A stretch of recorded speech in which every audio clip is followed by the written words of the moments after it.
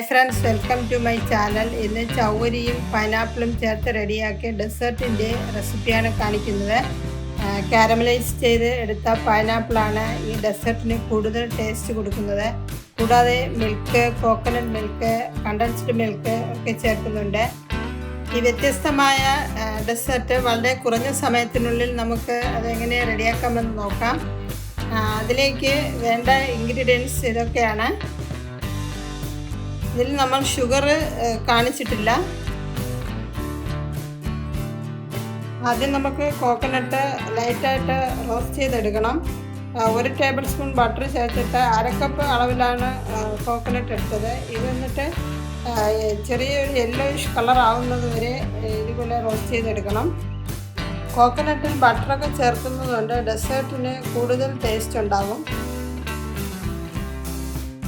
ഇപ്പോൾ അത് റോസ്റ്റായി വന്നിട്ടുണ്ട്. ഇനി നമുക്കത് വേറൊരു ബൗളിലോട്ട് മാറ്റാം.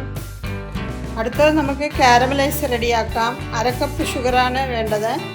ഷുഗർ ഇട്ടിട്ട് അത് ചെറുതായി മെൽറ്റായി വരുന്നത് വരെ ചൂടാക്കണം. അത് കഴിഞ്ഞ് ഒന്ന് ഇതുപോലെ ഇളക്കി കൊടുക്കാവുന്നതാണ്. ഇപ്പോൾ അത് നല്ല മെൽറ്റായി വന്നിട്ടുണ്ട്. ഈ സമയം നമുക്ക് 1/4 കപ്പ് ഇളം ചൂടുവെള്ളം ഒഴിക്കാം. എന്നിട്ട് ഒന്നുകൂടെ ഒന്ന് മിക്സാക്കി എടുക്കണം. ഇതിലേക്ക് ഇനി നമുക്ക് പൈനാപ്പിൾ ചേർക്കാം. 1 കപ്പ് അളവിൽ കട്ട് ചെയ്ത പൈനാപ്പിളാണിത്. നല്ല പഴുത്ത മധുരമുള്ള പൈനാപ്പിളായിരുന്നു. ഇത് 2-3 മിനിറ്റ് സമയമെടുക്കും. ഇത് നല്ല ഒന്ന് കുക്ക് ചെയ്തെടുക്കണം. ലോ ടു മീഡിയം ഫ്ലെയിമിൽ വെച്ചിട്ട് ഇത് മെൽറ്റായി വരുന്നത് വരെ ഇതേപോലെ. ഇപ്പോൾ അത് മെൽറ്റായി വന്നിട്ടുണ്ട്. പൈനാപ്പിളിൻ്റെയൊക്കെ നല്ലൊരു ഫ്ലേവറുണ്ട്.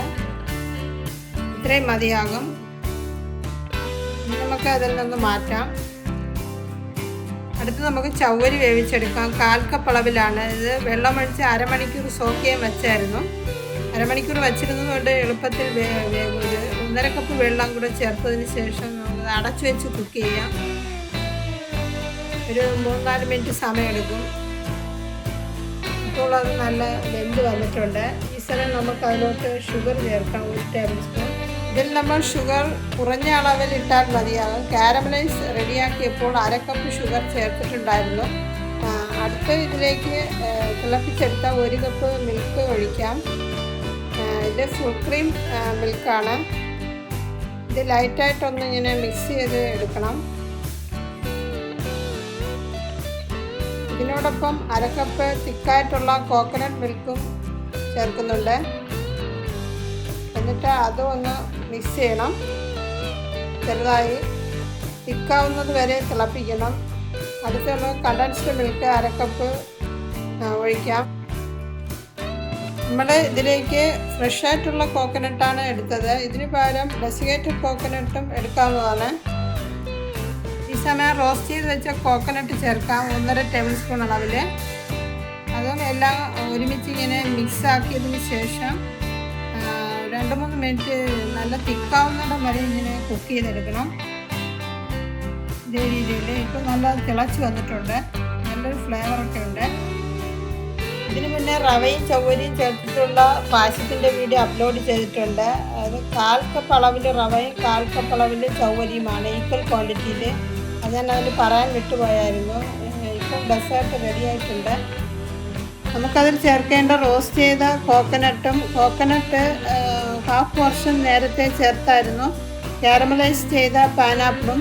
ഈ ഡെസേർട്ട് ഉണ്ടാക്കിയ ഉടനെ കഴിക്കാനും നല്ലതാണ്. അതല്ലെങ്കിൽ ഫ്രിഡ്ജിൽ വെച്ചിട്ട് തണുപ്പിച്ച് കഴിക്കാനും മുതിർന്നവർക്കും കുട്ടികൾക്കും ഒരേപോലെ ഇഷ്ടമാകും. കൂടാതെ വീട്ടിൽ ഗസ്റ്റൊക്കെ വരുമ്പോൾ സെർവ് ചെയ്യാനും. ഫ്രണ്ട്സ്, എൻ്റെ ഈ റെസിപ്പി കുറച്ച് പേർക്കെങ്കിലും യൂസ്ഫുള്ളായി കാണുമെന്ന് വിചാരിക്കുന്നു. ചാനൽ ആദ്യമായിട്ടാണ് കാണുന്നതെങ്കിൽ സബ്സ്ക്രൈബ് ചെയ്ത് കൂടാതെ ബെൽ ബട്ടൺ ക്ലിക്ക് ചെയ്താലേ ഞാനിടുന്ന ന്യൂ റെസിപ്പീസിൻ്റെ നോട്ടിഫിക്കേഷൻ കിട്ടുകയുള്ളൂ.